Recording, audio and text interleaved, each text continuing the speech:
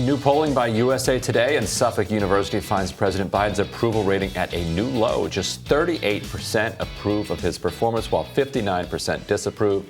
According to the polling, Biden's support sunk the most among independent voters, but Biden came out on top compared to Vice President Kamala Harris, whose approval rating is just 28%. The poll also found that if an election took place today, those surveyed would vote for their Republican congressional candidate over a Democratic one, 46% to 38%, marking an 8-point gain in support for GOP candidates. The shift of support, which was clearly on display in Virginia, has led some Democrats to wonder whether or not their role in support of Biden's vaccine mandates has anything to do with the losses. Hill political reporter Julia Manchester and friend of the show, White House reporter for Real Clear Politics, Philip Wegman, join us now to discuss. Thank you to you both for being here. Thanks for having me. So, Julia, we'll start with you.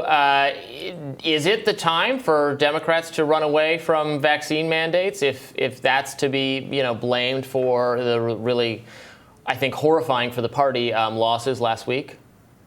I don't think the losses last week were a direct result of vaccine mandates. I think the losses really had to do with economic issues, rising prices, inflation, something Glenn Youngkin talked quite a bit about on the campaign trail, as well as this issue of parental rights in education. That seemed to be an issue that's been able to galvanize a lot of conservative voters, while at the same time peeling off some independent voters. But I will say, looking at that generic ballot polling from Suffolk University, if I'm Abigail Spanberger, Elaine Loria, or even Jennifer Wexton in Virginia's 10th district, I would be a little concerned right now because we saw Youngkin really making gains in those specific districts. And I think it shows there could be some Republican headwinds in those districts. Now, there's obviously a year to go from the midterms. Democrats really arguing that we need to see the results of infrastructure. We need to see these, initiatives take place and be implemented. The problem is,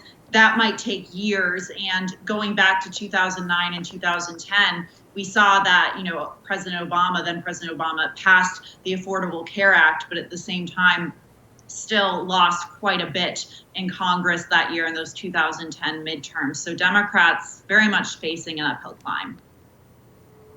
The polling from USA Today also showed that 64% of respondents, included 28% of Democrats, were not in favor of Biden running for re-election, while 58% said they were against Trump running for office again, including 24% of Republicans. Trump's popularity with his party appears to be slightly up compared to Biden.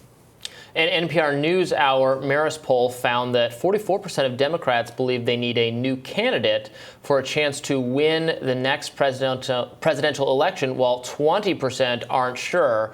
But Phil, right, this is just talk. I mean, I don't think there's any way Democrats actually jettison, unless Biden himself decides to not run, which I also can't really imagine him doing, pending some horrific medical situation. People don't usually not run for re-election. That it's fairly unprecedented in modern times. What do you think? Yeah, it's hard to turn down a chance for 4 more years being the most powerful person in the world, and I think that it's too much of a temptation not to. Only a few folks have.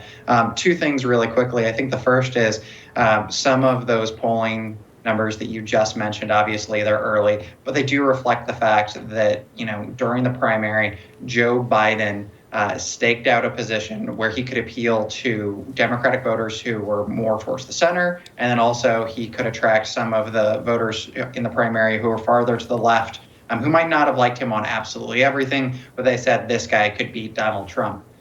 It's possible that incentive is no longer there in 2024. We'll see. Just this morning at Real Clear Politics, we published a story where, President Trump behind closed doors at Mar-a-Lago talks about a new slogan, which is going to be "Make America Great Again," right? And everybody laughs and cheers. And the former president, completely seriously says, "You think I kid? I'm absolutely not." So, maybe there's a rematch. Maybe Trump does end up bailing Biden out. But I think that when you look at those 2 guys who are sucking up all of the oxygen when it comes to conversations about the top of the ticket, what it reflects is on the left, it's not a very deep bench. And then on the right, you do have a deep bench. Guys like, DeSantis, Cruz, pick an aspiring Republican politician who might want to run, but Donald Trump is still there. So as long as he sort of, keeps one foot in the on deck circle, it kind of freezes things and we get stuck in this old 2020 moment in time. Well, and Trump has to be looking at these favorable results for Republicans and thinking, well, even if he was thinking before that Biden was, likely to win re-election, he must be looking at these successes and saying, well, if I enter the race, I'm almost guaranteed to get the nomination, and then I have my worst odds for re-election are 4 in 10. Why not take that? Yeah, and if you look at the way Trump thinks about the last couple of years, he's made this argument several times. He made it to us at Real Clear Politics, and his thought was that he was skating into a second term. In his vision, things were going so well that a second term was almost guaranteed until the pandemic happened. Yeah. And as soon as coronavirus hit, there was nothing that he could do to sort of change his political fortunes because Democrats and the media and everyone else, in his estimation, all ganged up on him. So I don't know if that's wrong. now he's looking around and he's saying to himself, Joe Biden beat me because of the pandemic. It wasn't fair. I can just come back and the coronavirus will be in the rearview mirror. I can totally beat this guy a second time. And he's looking around and he's thinking to himself, yeah, Republicans have, they've won in Virginia and they kept it close in New Jersey, but obviously this is Trump. So his takeaway is, well, I taught them how to do that. I taught them how to be aggressive. I had that phone call for Glenn Youngkin the night before the debate, and I was the one who was always saying that you should lean into the culture war. Right. And so, Philip, is it MAGA? Is that how? MAGA? MAGA? Is that McGay? Is that what that would be? So, but from Biden's perspective, let's think about how his approval rating collapsed over the last several months. The summer the Delta cases are surging, then you have several weeks of a complete media apocalypse over the withdrawal from Afghanistan, and that's when you see the numbers really start to precipitously decline. And then he spent the next several months after that looking at headline after headline of popular thing removed from Biden agenda. So just day after day, voters being reminded of the things that he promised that aren't going to be delivered.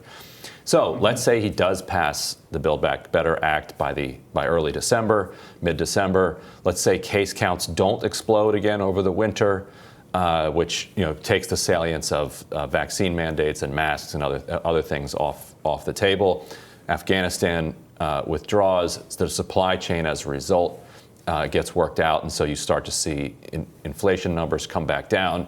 Is there a world in which the bleeding stops and that the patient heals in time for November, or are these numbers just so bad and is the anger just so intense that it's as good as over? Maybe Biden does bounce back and maybe he can limit some of the losses in the midterms. But the things that you just mentioned outside of Build Back Better, a lot of those are outside of his control. The coronavirus, that's not something, despite all of our efforts, we haven't been able to whip this thing just yet. It's certainly possible that, maybe this rears its ugly head once again, and maybe the president can't manage inflation, and perhaps he goes into next year saying, not only look at this bipartisan infrastructure package, but look at Build Back Better as well. I know it doesn't have everything that you want, but show up for me. Maybe that does happen. We'll have to see. But if you look at the polling and you start getting into the crosstabs, I think that was very clearly Afghanistan that sort of pulled the drain. And at that point, there was a deluge of negative headlines. Americans did not like his handling of the withdrawal. They were very much in favor of withdrawing, just they didn't like the way that he handled it. And then after that, you see the Biden administration realize that the pandemic is not going the direction that they wanted it to at this point. And so Biden, he flip-flops. There's no other way to say it. In July, he said the rule was wear a mask or get vaxxed. and events sort of eclipsed that. And so now we see the administration pushing these mandates. And so I don't know if there are enough things within his control that he could actually, simultaneously win back the progressives who are upset about things that are being left out of Build Back Better, and then also, settle some of these concerns from independents or more, moderate Republicans about inflation, about government going too far. It seems like he would have to split in several directions. And then he would have to suddenly get control over a situation where I think he's already limited. And former President Trump, in an exclusive interview with Fox News, said he will probably wait until after the 2022 midterm elections to formally announce whether he will run for president in 2024, saying, "I'm certainly thinking about it and we'll see. I think a lot of people will be very happy, frankly, with the decision and probably will announce that after the midterms." I mean, frankly, the Democrats are so bankrupt and void of ideas at this point that they would be the ones that be as they happy. Need him. Oh, right. They need him. And they're willing to risk the country to have the possibility of victory. They know that means Trump might win, but they also know that that's probably their only shot of winning re-election. Yeah, so I think you're spot on there. If you look at Virginia, there was a question of whether or not a Republican could win without Trump. Maybe he could take some populist arguments and set aside the distasteful populist character of Trump and somehow win. But the other question was, can Democrats win without Trump? Because for 4 years, Trump was catnip to the left. And you had all sorts of candidates up and down the ballot saying, I'm not this guy. By the way, I'm going to be a bulwark against this guy. Put me in office. And, as soon as he's gone, well, you have some of these suburban voters flocking back to Republicans who are making, similar arguments, but they're more moderate. If Trump shows up again, Democrats, they just have to go get the old files. They just have to get the old files and then update them and say, do you remember the chaos? Do you remember what this looked like? Do you remember how bad it was? They don't have to do too much. They can just say, things were kind of normal. Biden was, maybe not super inspiring, but at least he's not that guy. Yeah, McAuliffe wished he could run against Trump. He ran against Trump anyway, hard. But Trump wasn't on the ballot, so it didn't work. Anyway, we will. Thank you, guys. Thank you, Philip. Thank you, Julie. Really appreciate it. Thank you. And we will have more Rising right after this.